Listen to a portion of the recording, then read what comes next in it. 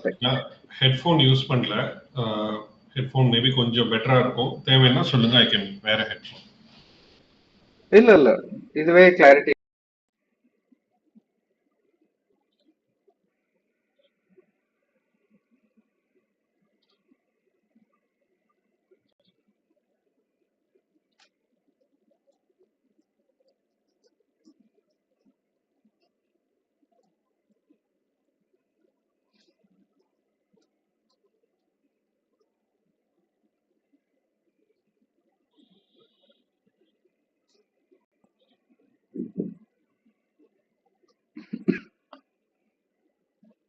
So, hello everyone.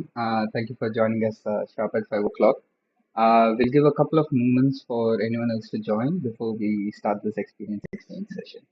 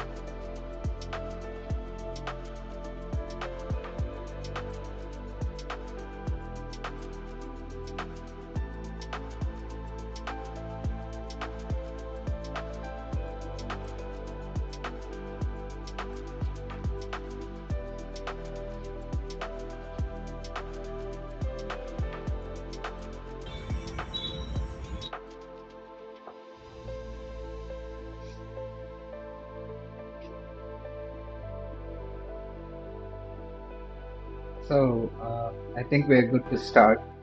Um, Hello everyone. Welcome to another episode of Experience Exchange hosted by Thuvakkam. A brief intro about what this event is and what we're doing here today. So the year 2026 United Nations has designated the year as the International Volunteer Year. So, what is volunteering? It is do something for the benefit of others without expecting anything in return, right? So, we want to volunteer, we want to help people, we want to create change in the society. So Thuvakkam has also gone along with the United Nations, and this year, every month, selected a theme, and we are hosting a lot of events, welcoming a lot of volunteers to connect in person or virtually to carry out these kinds of events. So today we are joined by Dr. Prahalathan K K as a part of this experience exchange. So a brief introduction about him. Dr. Prahalathan K K was an ophthalmologist until the Chennai floods. So after that, he decided he wanted to get into the social sector full time. So he is the co-founder of Bhumi, and currently he guides the volunteer programs, strategy, and fundraising team. Uh, Along with that, he is also part of ACOM organization, which is working on improving maternal and child health. I would like to welcome Dr. Prahalathan K K formally for this event. Hello, Doctor. Hi, Karthik. Hi, sir. So before we start, since I welcomed you as the co-founder of Bhumi, would you like to share a few words on who Bhumi are and how they are the biggest pan-India volunteering organization? Yeah. Bhumi started in Chennai in 2006 when me and a bunch of friends we met online and we decided that we wanted to volunteer. We started teaching children in a shelter home in Chennai. That's how our journey started. Now, Bhumi works with uh, more than 1 lakh children and 2 lakh volunteers. We do a lot of programs in schools, even without volunteers, through full-time people. It's called a whole school transformation program where we work on everything from English, math, science, infrastructure, teacher training. We work in a few hundred schools, largely in Tamil Nadu. And we have a volunteer program across the country in 50 plus locations in most of the states across India, where volunteers do different projects, primarily in education or environment. Wonderful, sir. Yes, the reason that we invited you was this time the episode is focused on guiding youth through education and volunteering. And with what you said, with the amazing work that we does, we always felt that education and volunteering go hand in hand in all of the efforts that you do. So I had a question on why we need to do this volunteering because education, there are a lot of programs that are all over India, right? In fact, there's also the RTE, which is the Right to Education. So, where do you think there is a shortcoming, and how do you think volunteers can fill the gap when it comes to taking this education to children?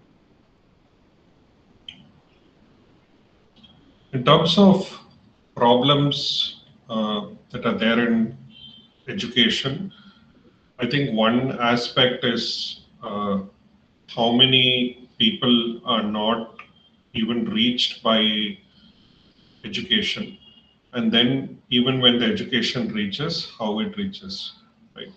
So in some of the states like Tamil Nadu, Kerala, like 99 point something percentage enrollment will be there in school. So it's not a problem of children not going to school. But in as children go to higher classes, some children do drop out. It is lesser in Tamil Nadu, Kerala, but in the northern states, it is a problem where children drop out of school. So there are volunteer organizations which play a role in um, mainstreaming children who dropped out of school, helping them get into school, helping them stay in school. That is a relatively smaller problem compared to the other problem, which is that children are going to school, but the quality of the education that they receive has much to be desired. Children going to a good quality private school, children going to a okayish private school, children going to a government school, I think there's a huge difference in quality. Because of which children are not learning properly. Children don't know what they're supposed to know at that age, at that class. because of which, as they get older, they have so much gap between the child who went to a good quality public private school, and they are unable to compete to enter the best colleges.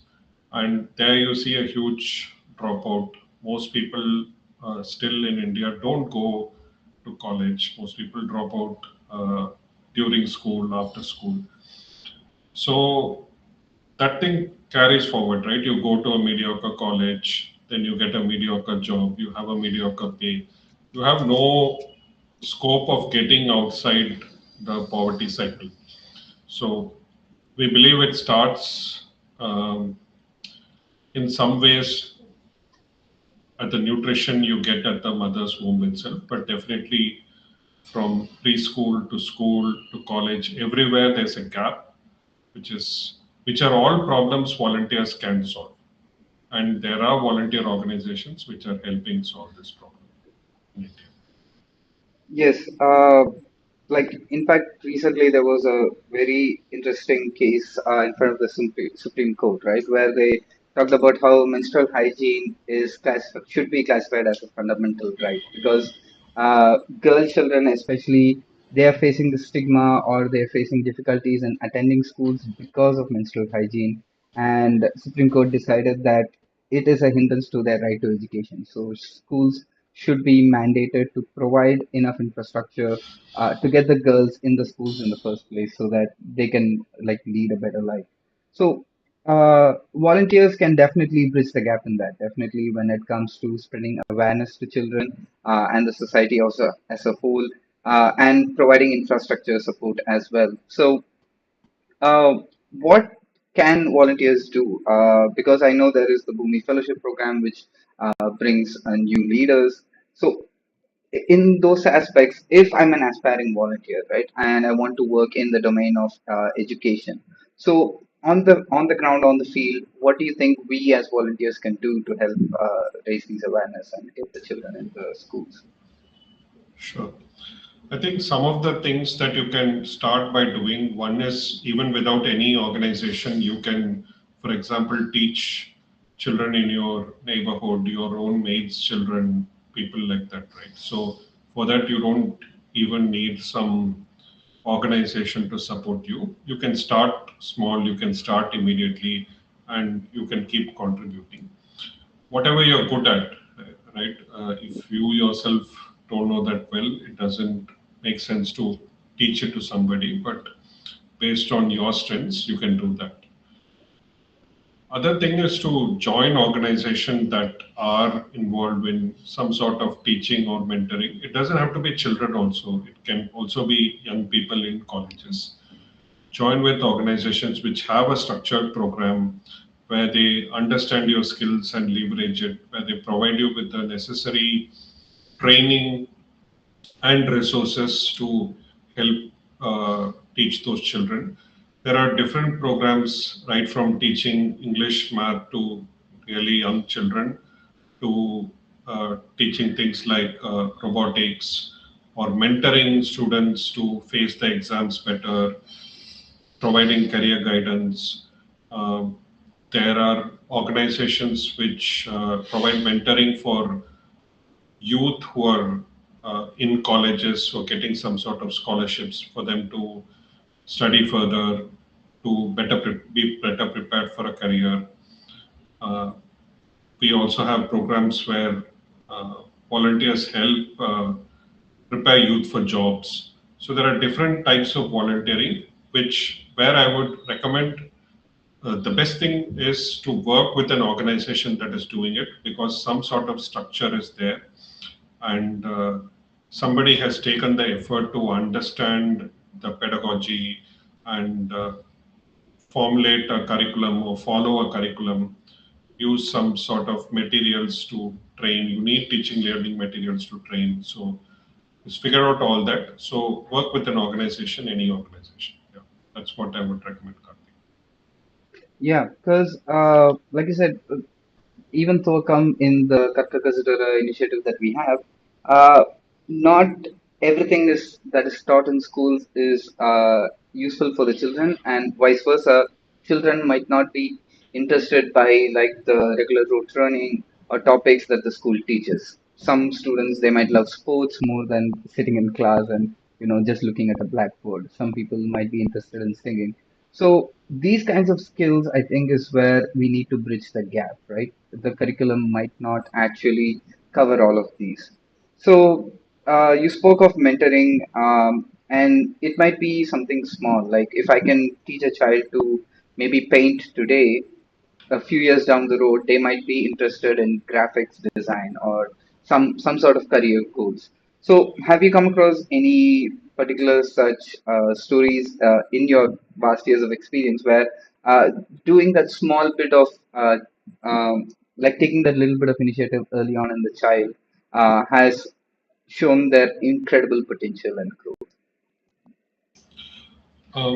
I'm not familiar with everything that happens, but I know some stories. I think last year, one of the students who was taught football by a volunteer in Bangalore uh, was selected for the national coaching camp. So Wow. we also have some of our students who benefited academically coming back to teach the children, sometimes in the same school itself. 2 or 3 years back, we one of the things that we coach children is this exam called NMMS, which is National Merit Comes Means Scholarship, and we sent one of the volunteers to a school. I think somebody decided that they would go. When the volunteer went there, they realized that it was her own school and she was teaching her own juniors. So things like this also happen. And so, yeah, definitely lots of stories like this. And many times we look at uh, the people receiving our volunteering as recipients, but I think the true potential of a volunteer organization is that they could also become volunteers later.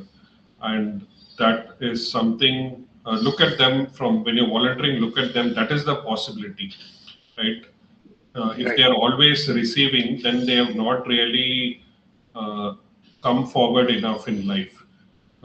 If they have come forward so much with your support and with the support of society that now they are able to pay it forward to somebody, I think that is the ideal state of uh, development that you can take somebody to. So think about the possibilities, is what I would say. Yeah, definitely. Because the NMMS program is something that a lot of people are not aware. Like they they get the stipend for continuing their education. So there are Correct. many such programs in state and in central levels as well. I think raising awareness about these is what plays a climate role, right? Yeah, I think that that is also a very simple start to volunteering. You may not be good at teaching, you may not enjoy teaching, but you can also create awareness, and there is a lot you can do even in the education space. Like there are exams like this which gives a scholarship and people get money. Then there is the Right to Education Act, under which 25% of seats in entry level in private schools are reserved for the poor, economically backward, and the historically backward communities. And you can create awareness about this. You can support parents in applying. There are also a lot of scholarships you can help people apply. And the other thing is, I think in some of the states of India, school enrollment, school dropout, all these are also problems which volunteers can help tackle in the education space, which doesn't involve teaching. It may be short bursts of volunteering where you will be able to make a significant impact. Yeah, because like you mentioned, parents play a critical role in a child's education, right?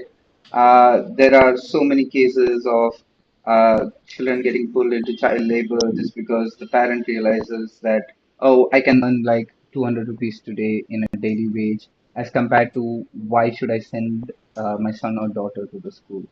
Uh, how can volunteers contribute to that? Because that seems like a very societal outlook to how they're going to raise their children.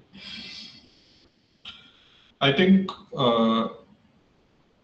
volunteers are just starting off. Trying to solve such problems is difficult, but it's not beyond us.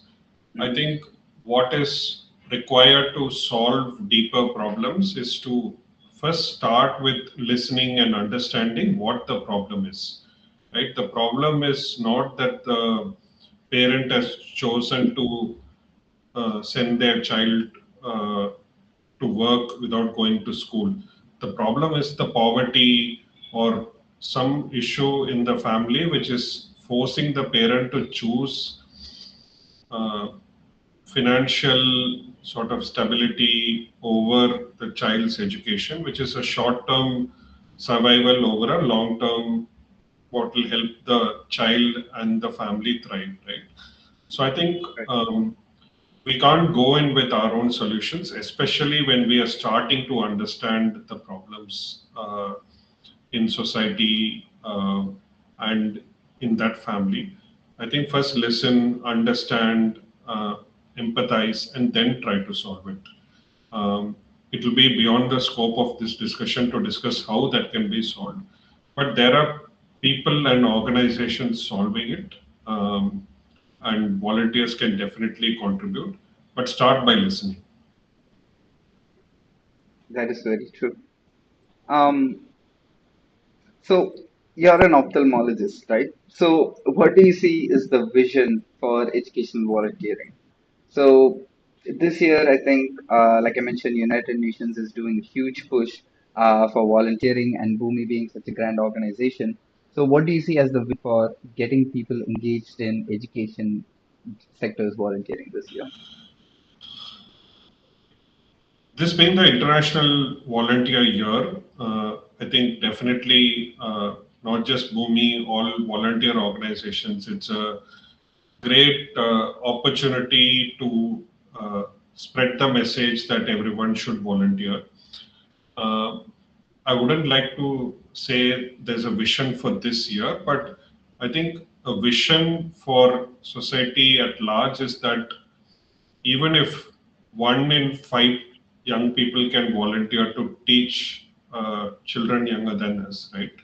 Teach, let's say, 5 children, we can help educate several 100 million children if all of us got together and uh, got on that mission.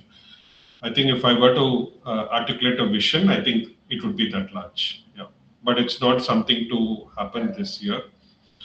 But it's much more long term. But each one of us can we take responsibility for supporting, educating, or aiding the education of 5 children.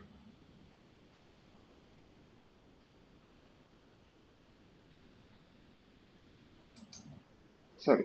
So United Nations has the SDG 4, right, which is the right to quality of education. So, excuse me. How do you think a small scale will go on the international scale? Like, what kind of small ventures that we can take that can reach a larger number of people? I think firstly, start with yourself. That's the highest locus of control, right?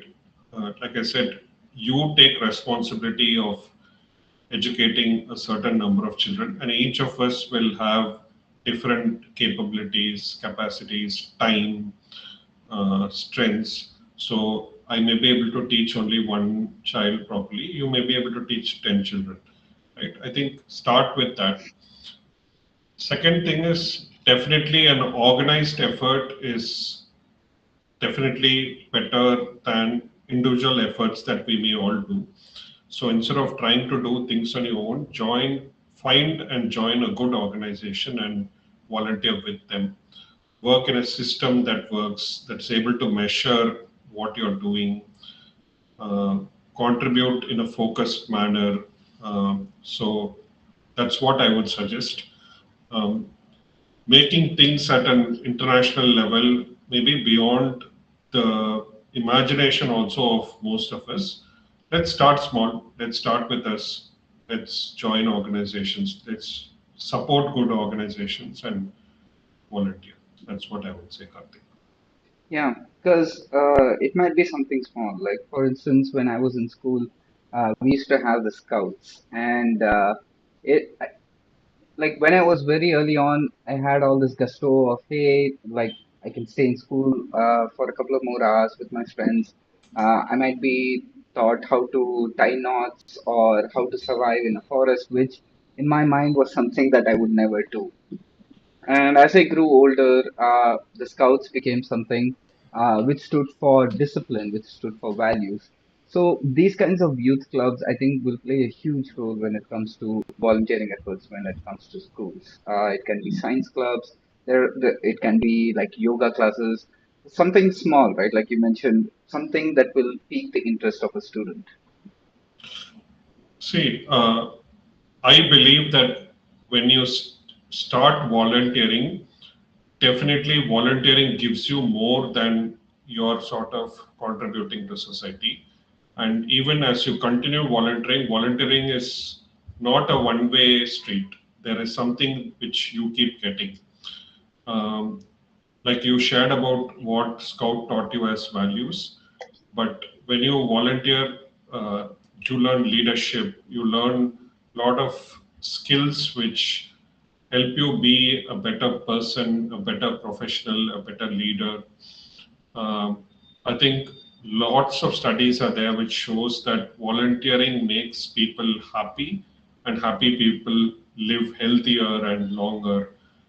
One of the ways that happens is because you meet a lot of like-minded people.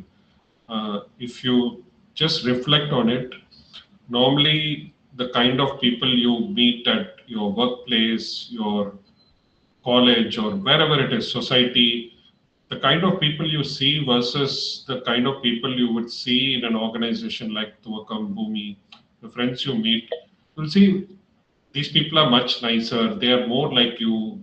They have your same values. You end up making friends. Some of these friends are for life, and all these and more, like when you're making a contribution that is meaningful, that gives you satisfaction and contentment which doesn't come from things like money, right? uh, the happiness that comes from volunteering meaningfully and changing somebody's life uh, is more longer lasting and higher in intensity than getting a pay raise, right? That's what studies have shown. So definitely there is a lot you can take away from volunteering, and these are not things uh, that are common knowledge, but definitely it is proven.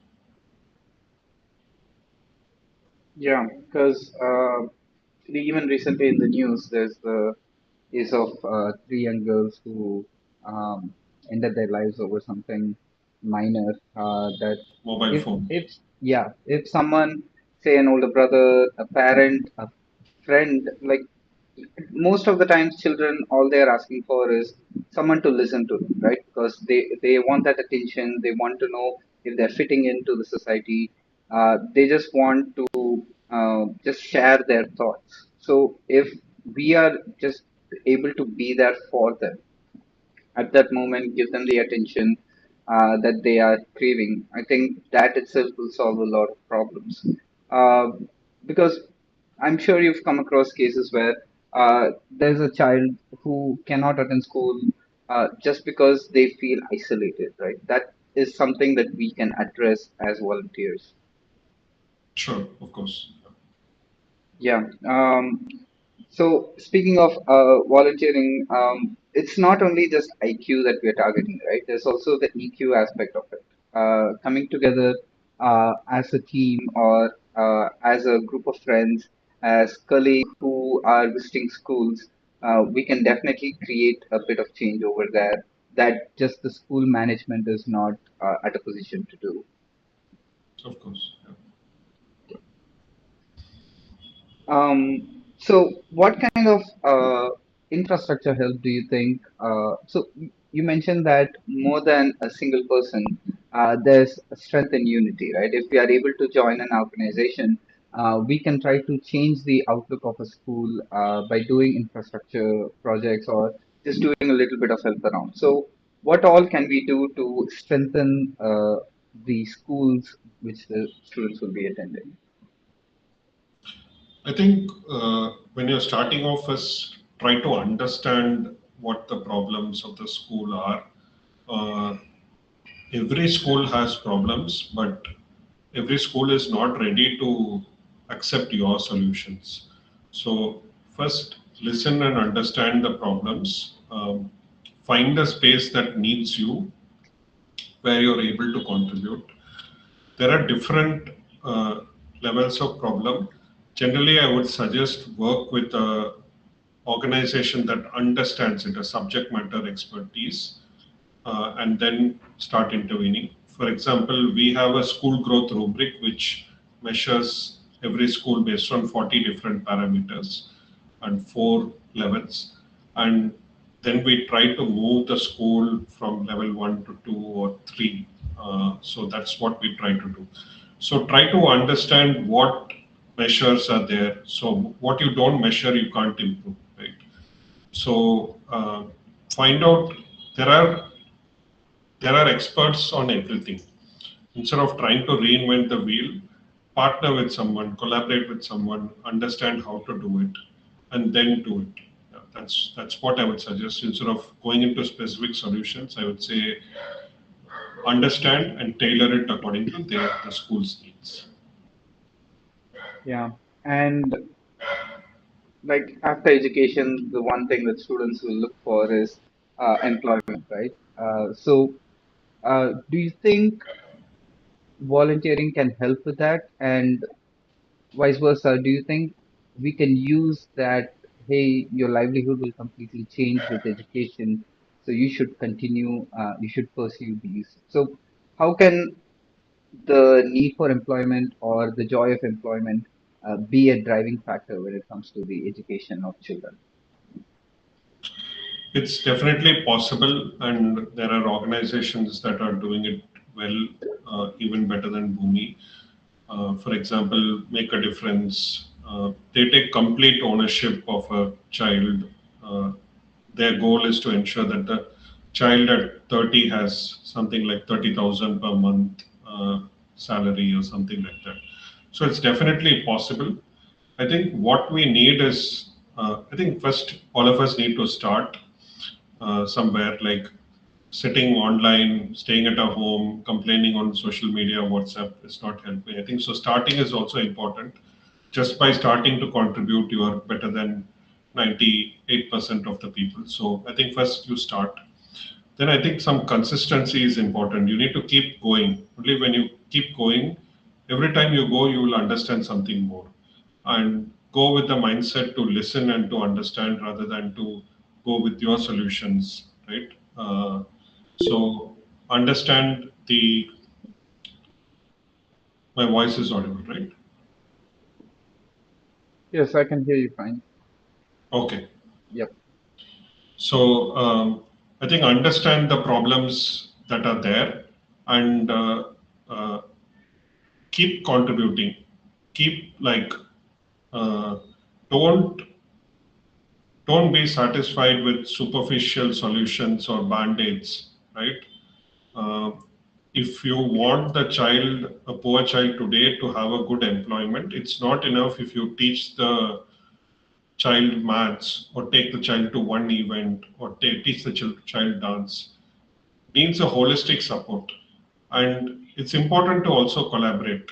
Uh, one organization may work only in education, right? But a child will need education, health, uh, nutrition. You can't do everything, right? So collaborate with other people who do it. Don't try to do everything. You you focus on something you're good at. Collaborate with other people who are also doing good things. Together, you can help that child succeed. One more Yeah. level is like volunteering is good. Just by volunteering, you can create great change. But there are reasons experts exist, right?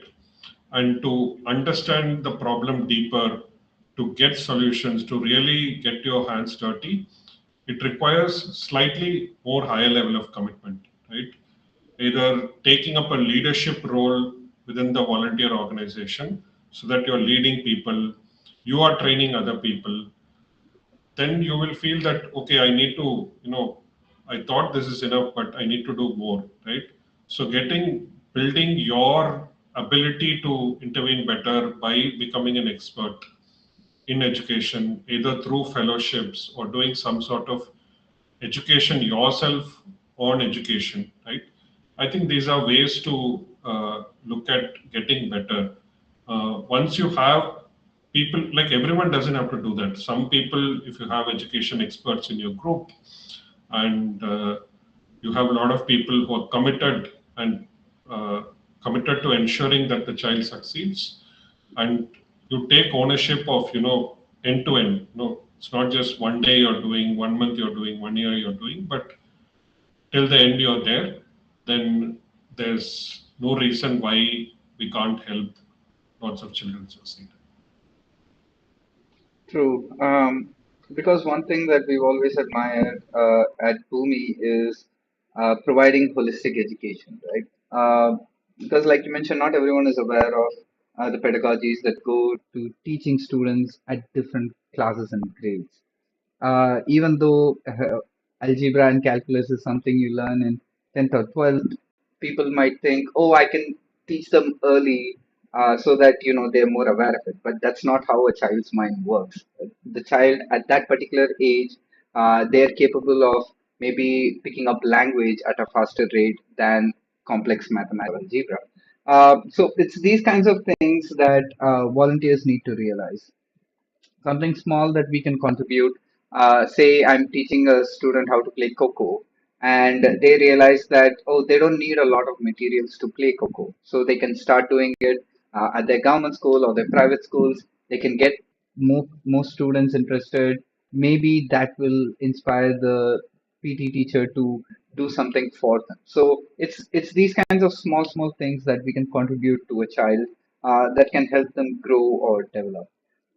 So I wanted to ask you particularly about the Bhumi's Fellowship Program, because the tagline for that is creating leaders in education. So how does that actually train a volunteer to become leaders in education?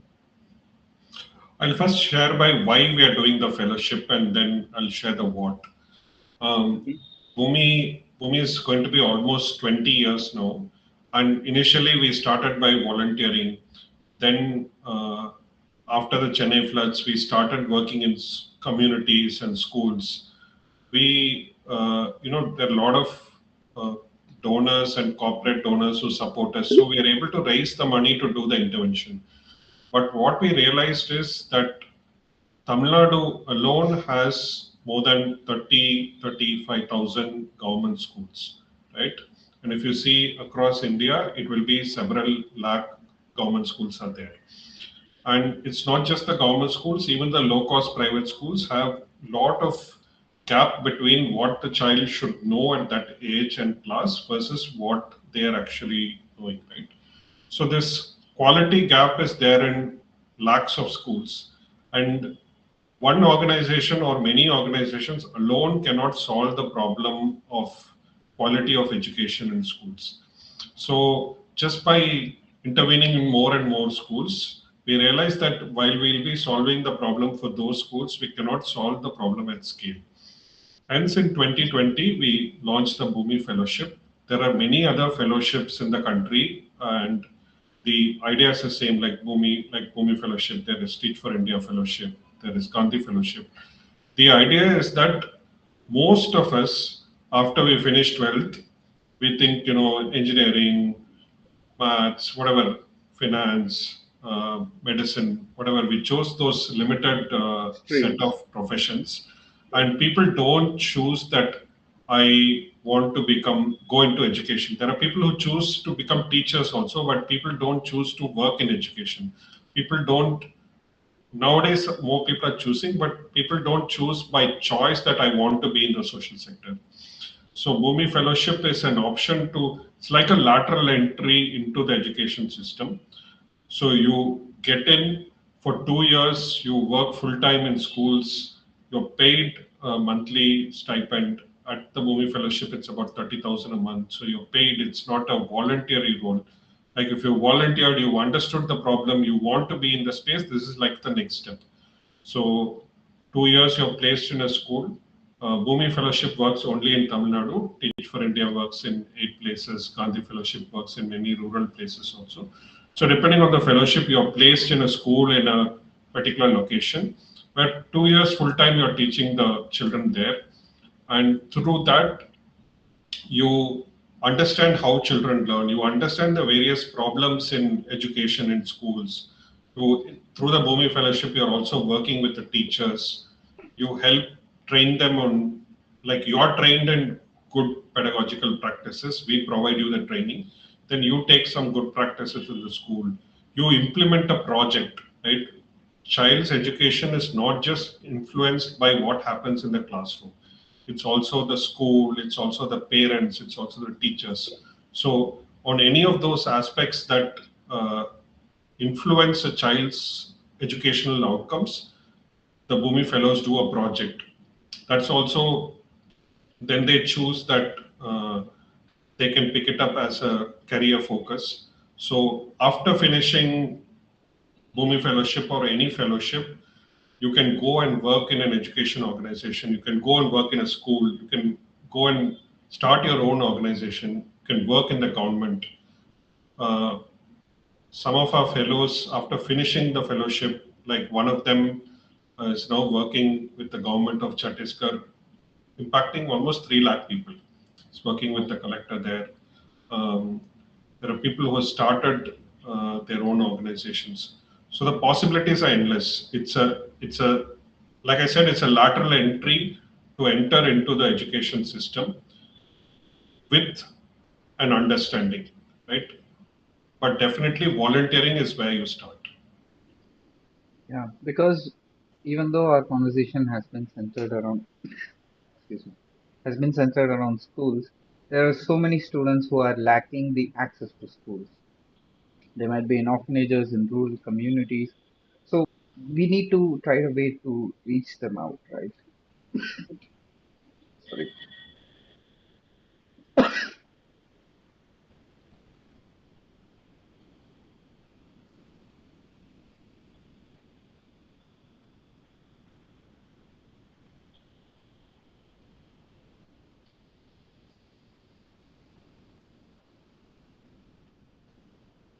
Are there any stories of such young leaders who you've come across?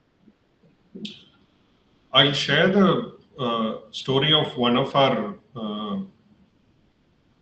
the people who sort of also inspires me. Um this person, Yuvaneshwari, she started off as a volunteer at Bhumi, and within a year, she was, volunteer leadership is important. Like I think if you care about a problem, you can do it at a certain scale. Like I said, you can teach one child with a group of people. You can teach more children. One way that works is when some of us take leadership roles. So Yuvaneshwari also, after a few months of working with Bhumi, took a leadership role. And within a few years, she was leading the Bhumi science program across the country. She used to live in Chennai and she used to lead this a few hundred volunteers in teaching science across the country. Then, for her work, she moved from Chennai to Hyderabad, uh, and she shifted there. Once she shifted there, Bhumi was not. Bhumi still is not very active in Hyderabad. I think she chanced upon some children living below a flyover, and she started informally working with these children.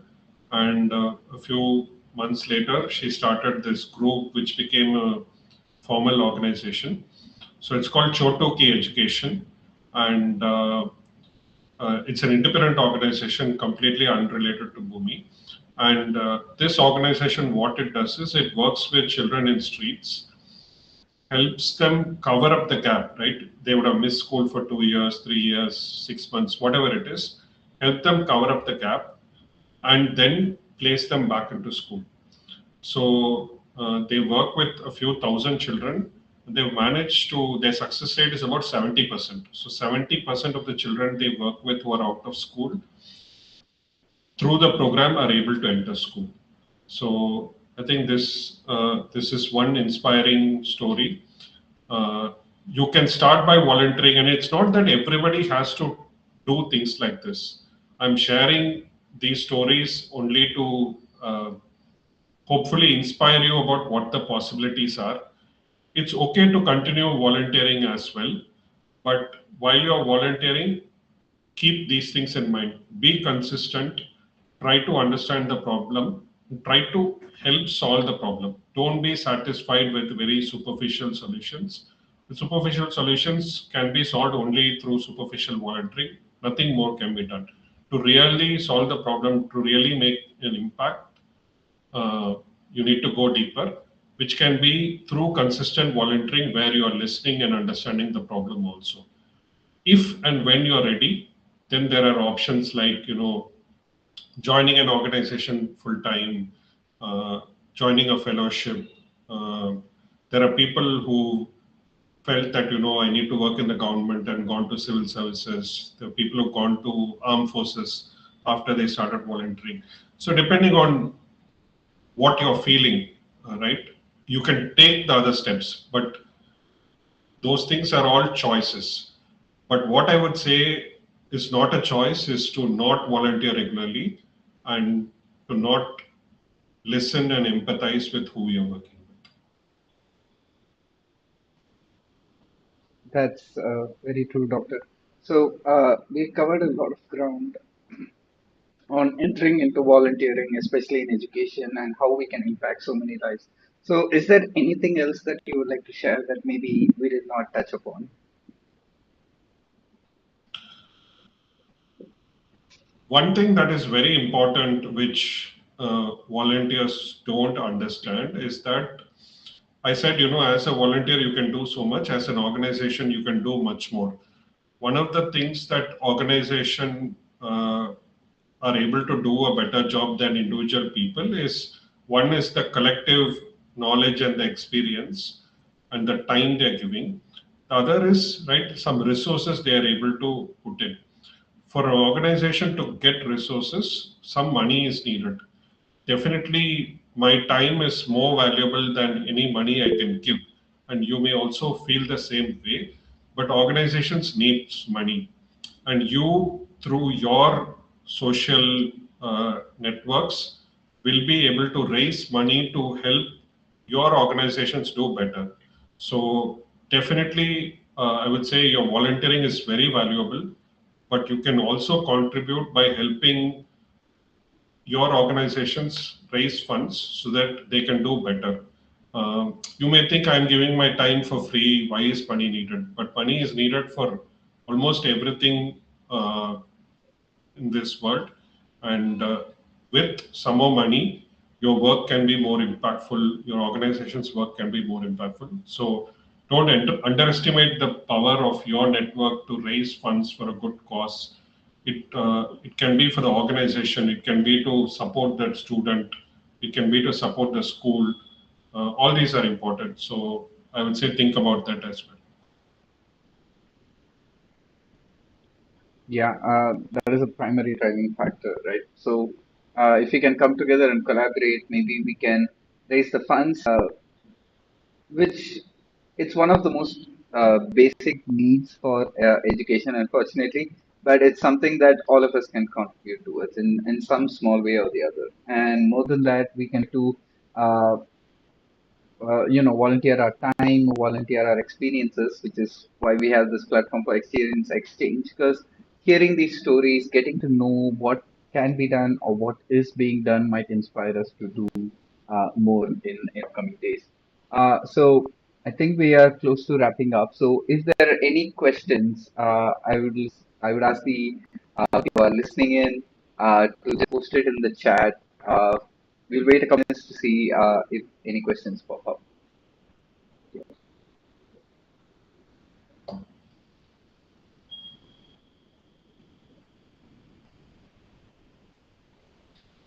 While we are waiting for questions, I shared about how some of our beneficiaries become volunteers. I'd also like to share the story of Sriram. He's from Chennai. Mhm. Uh, he first came into contact with Bhumi when our volunteers went into a school after the Chennai floods to teach computers there. And he saw, okay, these young people, slightly older than him, were coming and contributing. So after his 10th, I believe he entered a diploma or college, and he reached out back to the volunteers saying, brother, how can I also contribute?